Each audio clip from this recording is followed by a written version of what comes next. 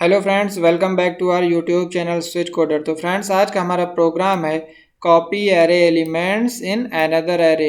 Means एक array में हम लोग एलिमेंट्स को यूजर के थ्रू इंटर कराएंगे, देन उसको हम लोग अनदर एरे में स्टोर कराएंगे। मीन्स कॉपी कर देंगे, सेम वैल्यू को हम लोग दूसरे एरे में कॉपी करेंगे। देखते हैं आज इसका क्या लॉजिक लगेगा। चलिए वीडियो स्टार्ट करते हैं। सबसे पहले हम लोग क्या करते हैं, किसी भी प्रोग्राम को बनाने के पहले हेडर फाइल लगाते हैं। लगा दिया, मेन फंक्शन से हम लोगों ने कर्ली ब्रैकेट के साथ अपनी बॉडी को स्टार्ट कर दिया। देन अब हम लोगों को सबसे पहले एरे का साइज पता होना चाहिए। एरे का साइज पता होना चाहिए और एरे के नंबर्स को एंटर कराने के लिए, स्टोर कराने के लिए एक एरे बनाना पड़ेगा। तो हमें सबसे पहले दो वेरिएबल बनाने पड़ेंगे। एक एन नाम का वेरिएबल बना लिया जिसमें हम क्या करेंगे, एरे के साइज को स्टोर करेंगे। दूसरा एक एर1 नाम का हमने बना लिया क्या, वेरिएबल। इसमें क्या करेंगे, यूजर के थ्रू जो नंबर इनपुट कराएंगे वो इस एर1 नाम के वेरिएबल में स्टोर कराएंगे, एरे में स्टोर कराएंगे। फिर हमें क्या करना पड़ेगा, लूप चलाना पड़ेगा, क्योंकि एरे में लूप तो चलता ही मैं, तो इसलिए हमने आई नाम का एक वेरिएबल बना लिया।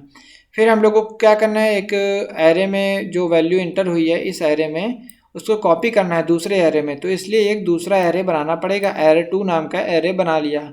इसमें साइज आप जो चाहें वो दे सकते हैं, क्योंकि हम यहाँ से जो साइज यूजर से लेंगे वो इसमें इंटर होगा जाके। पहले से मान लीजिए 50 इंटर करा है, बट यूजर ने मान लीजिए 5 इंटर करा है, साइज 5 वैल्यू स्टोर कराना चाहता है, तो ये 5 हो जाएगा बाद में ऑटोमेटिकली। तो उससे आप टेंशन मत लीजिए, यहाँ कुछ भी आप ले सकते हैं। तो इतने वेरिएबल, हमें 4 वेरिएबल्स की ज़रूरत पड़ेगी। अब हम लोग क्या करते हैं, सबसे पहले इंटर एरे साइज, यूजर से एरे का साइज पूछते हैं, तो वो क्या करेगा, साइज इंटर कर दीजिएगा। मान लीजिए उसने साइज इंटर करा 5, साइज इंटर कितना करा, 5 इंटर करा। फिर हम लोगों ने मैसेज शो करा है इंटर एरे एलिमेंट, तो वो क्या करेगा, एरे के एलिमेंट्स को इंटर करेगा। अब एरे के जो एलिमेंट होते हैं उनको कैसे इंटर कराते हैं, लूप के थ्रू इंटर कराते हैं। तो हमें लूप चलाया कहाँ से, 0 से, क्योंकि एरे की इंडेक्सिंग 0 से स्टार्ट होती है। तो 0 से स्टार्ट करा, कहाँ तक गए, I is less than N, क्योंकि एन इक्वल तक नहीं जाएंगे, क्योंकि हम लोगों ने एरे को 0 से स्टार्ट कर रहे हैं, तो एक कमी तक जाएंगे, तो I is less than N तक जाएंगे और आई प्लस प्लस करते रहेंगे हम लोग। फिर हम लोगों ने स्कैनएफ के थ्रू इंटर करा लिया एरे को। तो यहाँ पे एड्रेस ऑफ एर1 में वैल्यू को डालना है, एर1 में डालेंगे और फिर कॉपी करेंगे किसमें, एर2 में। सबसे पहले एर1 में यूजर इनपुट लेंगे हम लोग, तो एर1 आई यहाँ पर डाल दिया। मीन्स जितने टाइम लूप चलेगा, मान लीजिए फर्स्ट टाइम लूप चलेगा तो आई 0 का वैल्यू मान लीजिए आया 5 आया, तो 5 इंटर कर दिया यूजर ने, तो यहाँ कितना इंटर मतलब स्टोर हो गया, 5 हो गया। सेकेंड टाइम जब इंटर करेगा तो कितना हो गया, 2 हो गया। फिर थर्ड टाइम 3 हो गया, फोर्थ टाइम 4 हो गया, फिर 6 हो गया। तो इस तरह से 5 वैल्यू हमारी स्टोर हो जाएंगी। फिर इन्हें क्या करना पड़ेगा, दूसरे एरे में हमें कॉपी करना है। तो जब भी एरे में क्या होता है कि जब हम एक बार एरे में वैल्यू को स्टोर कर देते हैं तो क्या होता है, जब वैल्यू को यूज करने के लिए हम लोग किसी और काम के लिए वैल्यू को अगर एरे से निकालना पड़े तो उसको सेम लूप लगाकर ही वैल्यू को निकालते हैं। लूप लगाकर वैल्यू को स्टोर कराते हैं, लूप लगाकर वैल्यू को निकालते भी एरे से हैं। तो अब वैल्यू को हमें निकालनी पड़ेगी एरे से, क्योंकि हमें कॉपी करना है दूसरे में। तो वैल्यू को हमने सेम लूप लगाकर निकाल लिया। ठीक है, आई 0 की वैल्यू मान लीजिए 5 थी, यूजर ने एंटर करी थी तो 5 निकल आई। उसको हमने क्या करा, एर1 के 0 पर, क्योंकि आई की वैल्यू 0 है, तो एर1 के 0 इंडेक्सिंग पर जो भी वैल्यू थी वो एर2 के 0 इंडेक्सिंग पर स्टोर हो जाए।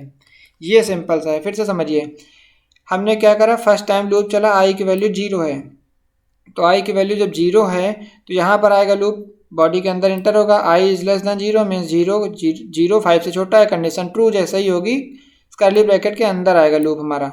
जब इसके अंदर आएगा तो यहाँ लिखा एर1 और आई की वैल्यू कितनी है, 0, तो एर1 के 0 पर जो भी वैल्यू स्टोर थी, 5 स्टोर थी, वो कहाँ चली जाए, इक्वल हो जाए किसके, असाइन हो जाए, कहाँ हो जाए, एर2 के 0 इंडेक्सिंग पर चली जाए। 0 इंडेक्सिंग पर चली जाए मीन्स फर्स्ट कॉलम जो एरे बना होगा उसके फर्स्ट कॉलम, ये 0 है, यहाँ पर वैल्यू हमारी चली जानी चाहिए। तो इस तरह से हम क्या करेंगे, कॉपी करेंगे। फिर ये वैल्यू को इंक्रीज करेगा, आई की वैल्यू 1 हो जाएगी, तो 1 is less than 5, condition true. फिर ये अंदर आएगा, फिर क्या होगा, एर1 के, एक मिनट, एर1 के आई मीन्स वैल्यू 1 है, तो एर1 के फर्स्ट इंडेक्सिंग पर जो भी वैल्यू थी मीन्स 2 थी, वो एर2 के फर्स्ट इंडेक्सिंग पर चली जाए। तो AR1 ये है हमारा, ये फर्स्ट इंडेक्सिंग है, यहाँ पे कितनी वैल्यू स्टोर हो जाएगी, 2 हो जाएगी, कॉपी हो रही है ये वैल्यू। तो इस तरह से फिर ये ऊपर जाएगा, आई प्लस प्लस करेगा, वैल्यू इंक्रीज होकर इस तरह से पूरे वैल्यू स्टोर होती चली जाएगी। फिर ये जब वैल्यू स्टोर हो जाएगी तो हमें प्रिंट कराना है, सिंपल सा। पहले हम क्या करेंगे, फर्स्ट एरे को प्रिंट करा देंगे, element in first array. First array में क्या एलिमेंट थे वो हमें दिखाएंगे यूजर को। देन सेकंड एरे में कितने कौन से एलिमेंट आए हैं, तब तो पता चलेगा कि सेम एलिमेंट कॉपी हुए हैं कि नहीं, तो ये हमें दिखाना पड़ेगा। तो जब एरे को प्रिंट कराएंगे तब भी फिर, क्योंकि हमें एरे को प्रिंट कराना है तो एरे में जो एलिमेंट थे उनको निकालना पड़ेगा, और एरे के एलिमेंट निकालने के लिए हमें लूप चलाना पड़ेगा। तो सेम लूप चलाया और यहाँ क्या कर दिया, AR1 के AR1 आई बेसिकली लूप को रिप्रेजेंट कर रहा है, जितने टाइम लूप चलेगा वो यहाँ पर प्रिंट होता जाएगा। तो ये हमारा AR1 के आई पर वैल्यू प्रिंट होती जाएगी, तो फर्स्ट एरे प्रिंट हो जाएगा। फिर इसी तरह से सेम एरे प्रिंट हो जाएगा, बस यहाँ क्या करना है, AR2 करना है। आप AR1 भी कर देंगे तब भी प्रिंट करेगा, बट फिर वो कॉपी एरे, देखिए एरे 1 में जो एलिमेंट हैं जो वही एलिमेंट एरे 2 में भी हैं, तो आंसर तो दोनों से सेम आएगा। बट फिर यहाँ पर भी AR1 कर दे, यहाँ पर भी AR1 कर दे, तो कॉपी का कॉन्सेप्ट कहाँ रहेगा फिर, इसलिए हमें यहाँ पर AR2 प्रिंट कराना है, तो AR2 का ही नेम लिखना पड़ेगा। तो AR2 के आई पर जो भी वैल्यू है वो प्रिंट हो जाएगी। तो इस तरह से ये हमारा कॉपी एलिमेंट्स का प्रोग्राम था। तो फ्रेंड, वीडियो अच्छी लगी हो तो वीडियो को लाइक और चैनल को सब्सक्राइब करिएगा, साथ ही बेल आइकन प्रेस कर दीजिएगा, जिससे आगे आने वाली वीडियो की नोटिफिकेशन आपको तुरंत मिल जाए। Thank you.